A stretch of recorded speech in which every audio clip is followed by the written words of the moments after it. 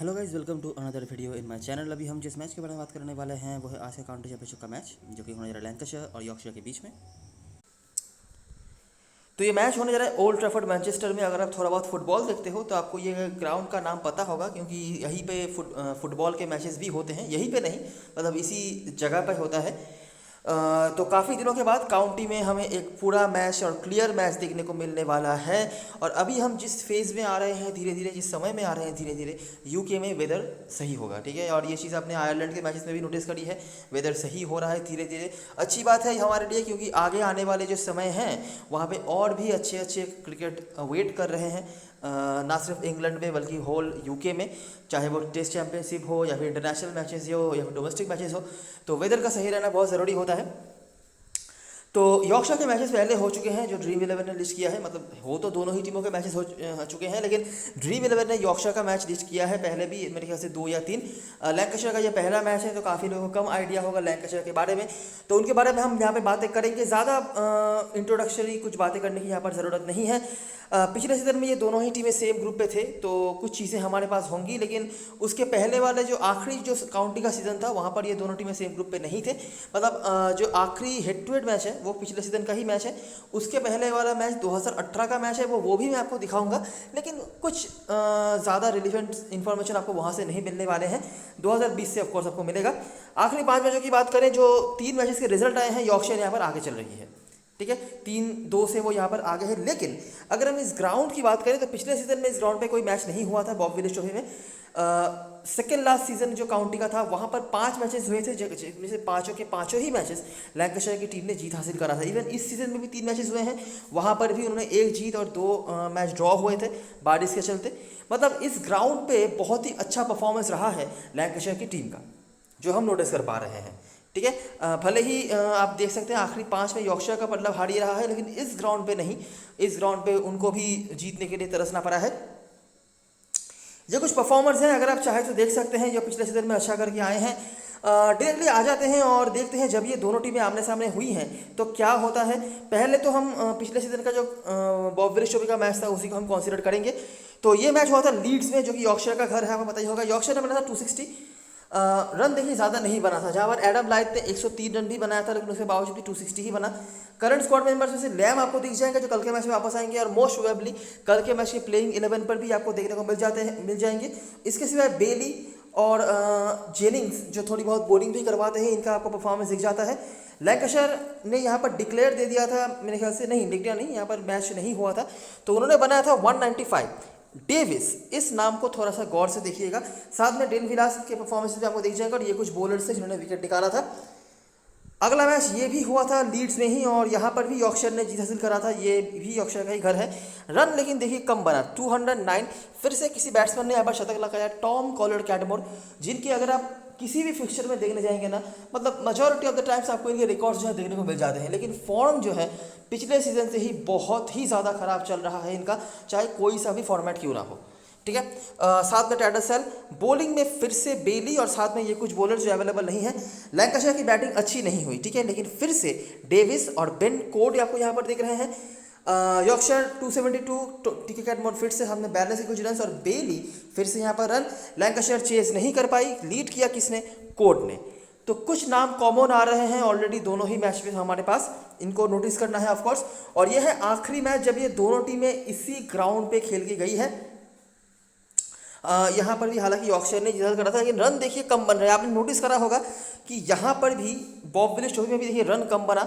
यहाँ पर भी 195 फॉर 5 ही था। जहाँ पर इनिंग्स पूरा हुआ तो वहाँ पर भी 209 पर 10 विकेट, 252 पर 10 विकेट, 272 फॉर 10, 134 फॉर 10। तो रन्स तो हमें अभी तक ज़्यादा बनते हुए यहाँ पर देखा नहीं है। और जो लास्ट मैच हम मैनचेस्टर में हुआ था, अगर उसको भी कंसिडर करें तो 192 लाइथ के रन्स थे। करंट स्क्वाड मेंबर्स में से आपको बेली दिख जाते हैं, जिनका यहाँ पर विकेट था। लैंकाशायर की बैटिंग और भी खराब हुई, ठीक है। कोड और पैटरसन के यहाँ पर विकेट्स थे। यॉर्कशायर की फिर भी मैं कहूँगा ठीक ठाक ही स्कोर है, बहुत ज़्यादा नहीं बहुत कम भी नहीं। ब्रूक के साथ पैटरसन। बॉलरों में से आपको पार्किंसन दिख जाते हैं, बेली, इनके कुछ विकेट्स हैं। और लैंकाशायर की बैटिंग फिर से खराब, फिर से लीड किया कोड ने, ठीक है। तो जो चीज़ हम नोटिस कर पा रहे हैं, एकमात्र जो इनिंग्स मैं कहूँगा पिछले सीजन का एकमात्र जो इनिंग्स था जहाँ पर बारिश के चलते मैच पूरा नहीं हुआ था, उसके अलावा हर मैच के हर इनिंग्स पे, चाहे वो कोई सा भी टीम हो, उनका हर विकेट डाउन यहाँ पे हुआ है। ठीक है, मतलब जो 2 मैचेस के रिजल्ट आए हैं उसके वहाँ पे 40 विकेट। जो पिछले सीजन का बॉब विलिस ट्रॉफी था वहाँ पर भी फर्स्ट इनिंग्स में रन नहीं बने थे और 10 विकेट गिरे थे, और दूसरे इनिंग्स में भी 5 विकेट गिर गए थे जब तक मैच हुआ था। तो विकेट्स तो यहाँ पे बराबर गिर रहे हैं। कुछ नाम हमने बोलरों के देखे हैं, वो भी यहाँ पर कंसिस्टेंटली विकेट निकाल रहे हैं, जैसे कि बेली आप देख सकते हैं लैंकाशायर की तरफ से, और बेन कोड आप देख सकते हैं यॉर्कशायर की तरफ से। कुछ नाम यहाँ पर बैट्समैनों में से आपको देखने को मिले हैं। ठीक है, जिनमें से आपको डेविस का नाम दिख जाता है, जिन्होंने कुछ रन्स बनाए हैं। पिछले सीज़न में भी जो एक मैच हुआ था वहाँ पर भी इनके कुछ रन्स थे, और पिछले सीज़न का ही ये आप कुछ परफॉर्मेंस कुछ हद तक कंसीडर कर सकते हैं, जहाँ पर लैंकाशायर की बैटिंग अच्छी हुई थी। मतलब 195 उन्होंने बनाया था, जो कि अच्छा स्कोर आप कह सकते हैं, और 5 विकेट ही सिर्फ गिरे थे।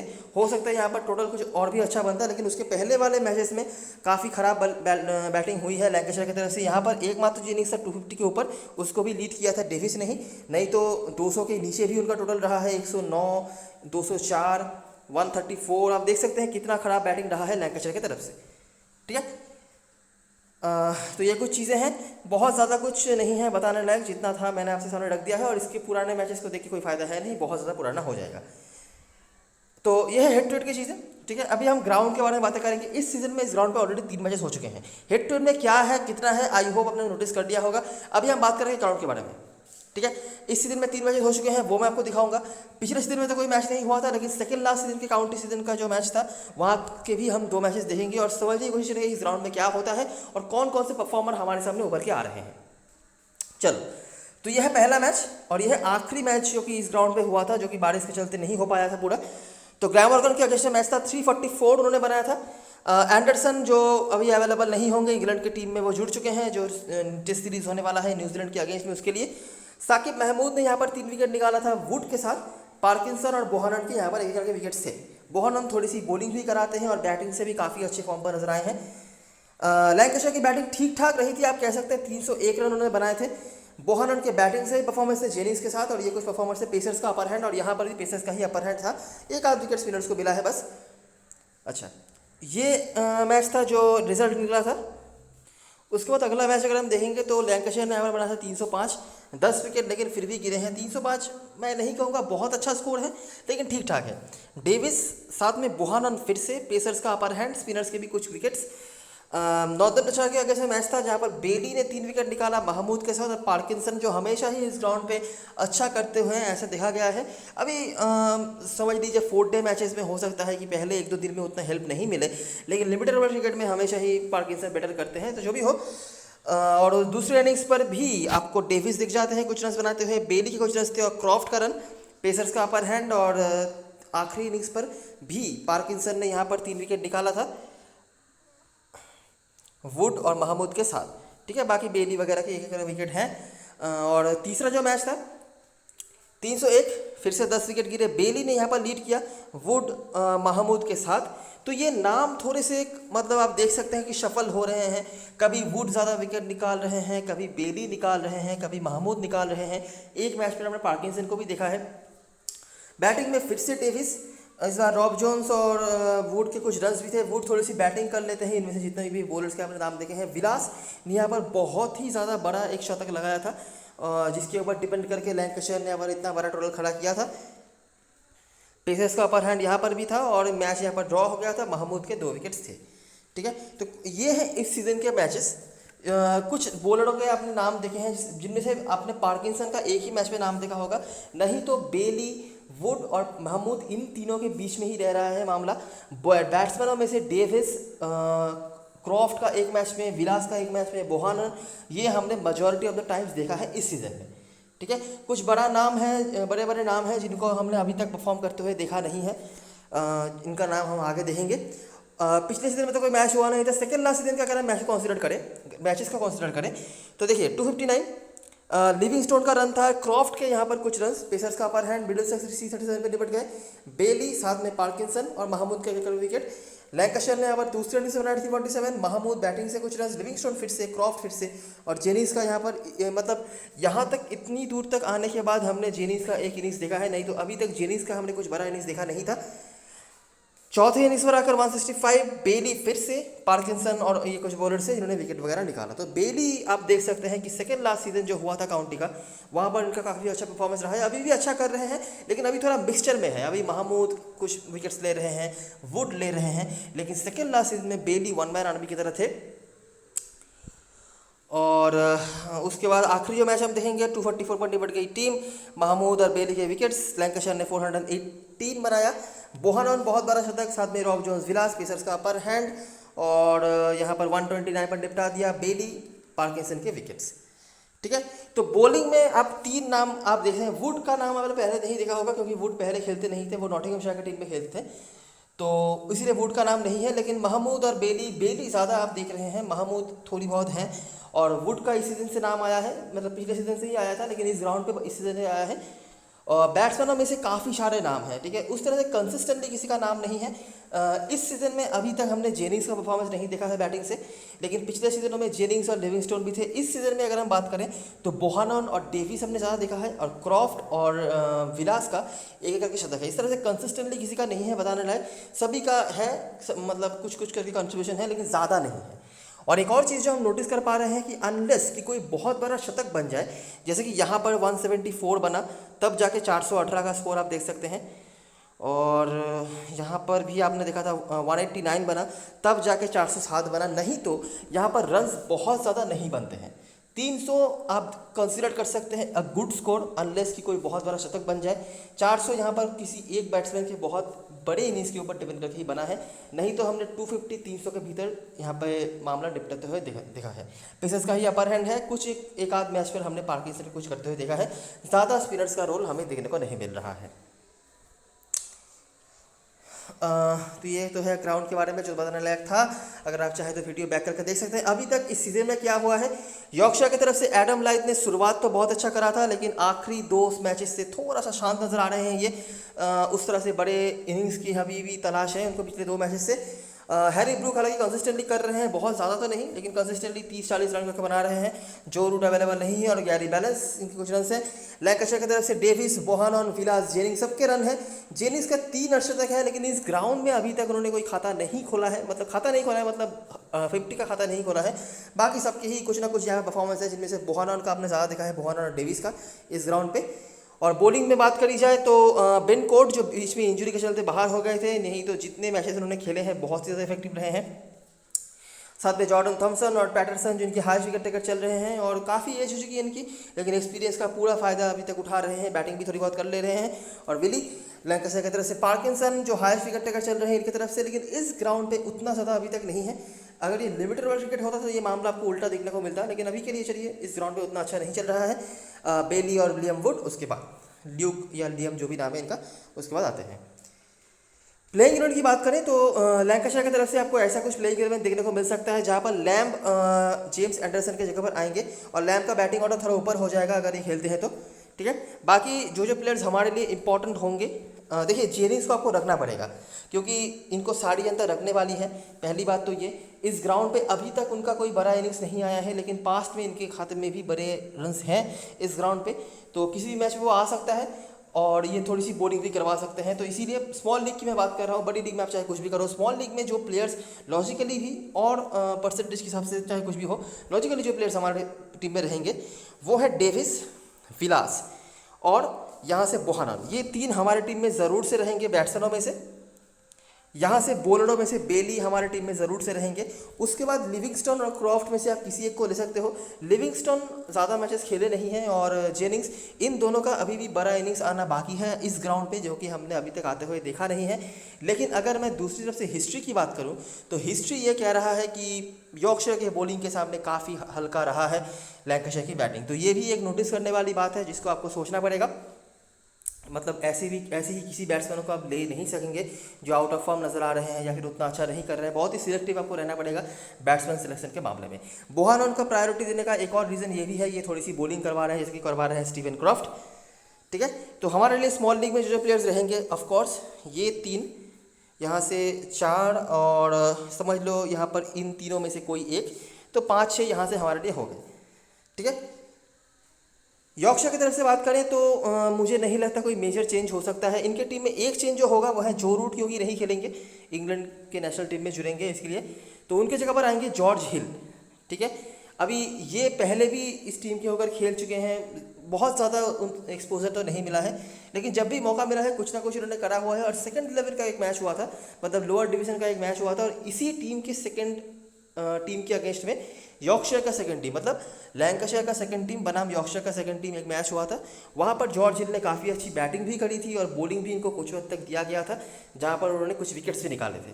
तो काफ़ी हैंडी प्लेयर बन सकते हैं अगर आप चाहें तो, हालांकि मुझे लगता तो नहीं इनके लिए स्पेस बचा पाएंगे आप, लेकिन अगर आप चाहें तो ट्राई कर सकते हैं। लेकिन जो प्लेयर्स हमारे टीम में होंगे, एडम लाइथ मैं कहूँगा स्मॉल लीग में रख लो, ठीक है, लेकिन फॉर्म पर नज़र नहीं आ रहे हैं रिसेंट कुछ मैचेस में, लेकिन आखिरी हेड टू हेड में भी इनके खाते में शतक रहा है, तो इनको अंडर एस्टिमेट करने के लिए कोई रीज़न मेरे पास नहीं है।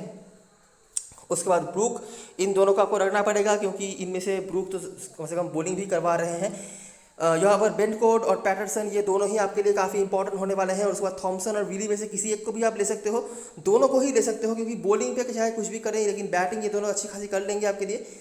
और अगर आपको बैट्समैन में से ऑप्शन देखना है तो आप बैलेंस के साथ भी जा सकते हो। कैटमोर के कुछ हद तक रिकॉर्ड्स हैं हेड टू हेड में, लेकिन फॉर्म उनका नहीं है, तो इसीलिए, लेकिन मेरा सजेशन यही होगा कि थोड़ा बॉलिंग ऑलराउंडर टाइप प्लेयर्स को यहाँ पर ज़्यादा रखना, क्योंकि हो सकता है कि चाहे कोई बैट्समैन यहाँ पर एक बार के लिए अगर फेल भी हो जाए, हो सकता है कि कुछ बॉलर्स और बॉलिंग ऑलराउंडर्स यहाँ पर आपको कंसिस्टेंटली कुछ पॉइंट्स कल करके देंगे। ठीक है, अगर आप हिस्ट्री की मान रहे हैं तो। और जैसे कि आपने नोटिस भी करा है, चाहे हेड टू हेड हो, ग्राउंड हो, कि बहुत ज़्यादा रन यहाँ पर बनता नहीं है, अनलेस कि कोई बहुत बड़ा शतक आ जाए, नहीं तो इस ग्राउंड पे भी हमने देखा है 300 के बीच में ही स्कोर्स बन रहे हैं। ठीक है, कैप्टन हस्टन चॉइस की बात करें तो लैंकाशायर की तरफ से लिविंगस्टोन अभी काफ़ी लोगों के कैप्टन हस्टन चॉइस हो सकते हैं, ऑलराउंडर सेक्शन में है, काफ़ी लोगों ने नाम सुना है, IPL एक्सपीरियंस भी है उस हिसाब से। उसके बाद जेनिंग्स, रिस्की में डेविस हैं, विलास हैं। वैसे तो लोग विलास के साथ ही जाएंगे जब लोग जब को पता चलेगा कि कौन खेल रहा है कौन नहीं, लेकिन डेविस भी काफ़ी लोगों के ओपोनेंट में आपके आएंगे, ये पकड़ के चलना, जिन्होंने पिछले सीजन के मैचेस खेल देखे होंगे, चाहे वो काउंटी हो या फिर मतलब बॉब विलिस ट्रॉफी हो या फिर वाइट लास्ट के जो मैचेस हैं उनको देखा होगा। और रिस्क लेना है तो क्रॉफ्ट और बोहरन में से कोई एक, और बॉलरों में से बेली और लैम में से कोई एक, अगर आप कंसिडर करना चाहते हो तो। यॉर्कशायर की तरफ से लाइथ, अगर कोई कैप्टन वाइस कैप्टन बनाना चाहता है तो इनकी तरफ ही सबसे पहले जाएंगे लोग। और उसके बाद ब्रूक, और अगर रिस्क लेना है तो यहाँ पर आप बैलेंस के साथ जा सकते हो, या फिर आप यहाँ पे विली को भी कंसिडर कर सकते हो, क्योंकि इनको प्रॉपरली बॉलिंग भी मिल रही है। हालांकि बॉलिंग के ओवर्स इनके थोड़े से कम हो जाएंगे कोड के आने के बाद, लेकिन बैटिंग में ये काफ़ी अपर हैंड रखते हैं then any other bowlers of Yorkshire. और यहाँ पर कैटमोर, अगर आप रिस्क ले सकते हो तो ले सकते हो, स्मॉल लीग का सजेशन नहीं है, बड़ी लीग में, और थॉमसन और कोड में से कोई एक। तो ये रही सारी चीज़ें और सारी एनालिसिस, अभी एक बार देख लेते हैं ड्रीम 11 की टीम। तो यहाँ पर मैंने इस तरह का एक टीम बना कर रखा है, काफ़ी रिस्की है अगर मैं सही बताऊँ तो। दोनों कीपर लिए हैं, जिनमें से एक तो कीपर है भी नहीं, जो कि डेविस है, लेकिन रीज़न आपको पता है। और विलास तो वैसे भी मुझे कीपिंग के पॉइंट्स देंगे, और ये डिफ़ॉल्ट कीपर भी होने वाले हैं, तो इसीलिए यहाँ पर लाइथ हमारे लिए डिफ़ॉल्ट पिक है।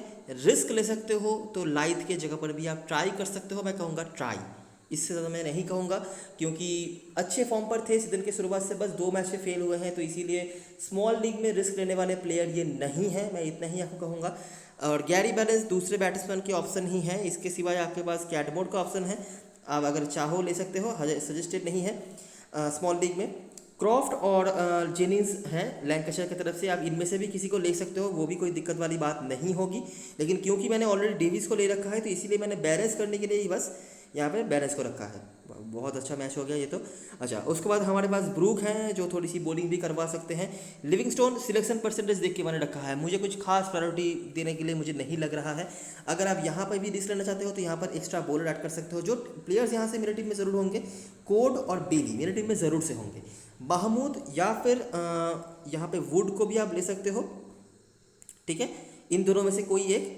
और यहाँ पे हमने लिया है पैटरसन को, पैटरसन के जगह पर अगर आप चाहो तो थॉमसन को भी ले सकते हो, ये थोड़ी सी बैटिंग भी कर लेंगे, या फिर वेली को, ठीक है। तो यही छोटे मोटे चेंजेस हैं जो आप कर सकते हो। मेजर रिस्क जो यहाँ पर यही है, वो है जेनिंग्स का नाम है ना, आप लिविंगस्टोन की जगह पर इजीली जेनिंग्स को ले सकते हो, दोनों का ही सेम है, दोनों का ही एक बड़ा इनिंग्स अभी भी ड्यू है, और दोनों ही थोड़ी सी बॉलिंग करवा लेंगे, ज़्यादा नहीं, आप एक विकेट का ही उम्मीद रख सकते हैं, लेकिन वैसा ही, ठीक है।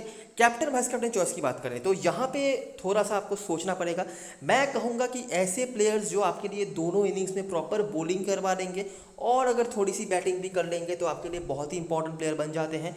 तो अगर हम ऐसे प्लेयर्स की बात करें तो बेली जो नाम हमारे सामने आ रहे हैं, लेकिन अभी क्या है कि इस सीज़न में क्योंकि महमूद का रोल ज़्यादा बढ़ गया है, वुड आ गए हैं, तो बेली का ओवर थोड़ा आइसोलेटेड हो रहा है।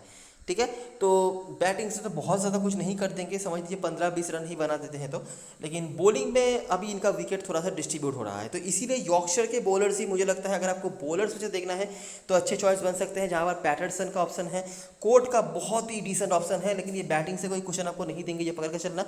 पैटरसन का ऑप्शन है इजीली, जो आपको ये बैटिंग भी कर सकते हैं। थॉमसन का भी ऑप्शन है जो बैटिंग कर सकते हैं, लेकिन बॉलिंग पे थोड़ा सा हल्का इनका है। पैटरसन बेटर ऑप्शन है अगर हम दोनों में से कंपेयर करें तो। और अगर आपको बैट्समैनों में से देखना है, देखिए लिविंगस्टोन को मैं कंसीडर नहीं कर रहा, ऐसा कोई रीज़न नहीं है अभी तक मेरे पास लिविंगस्टोन को इसमें कैप्टनसी के लिए कंसीडर करना। टीम में आप बेशक रख सकते हो।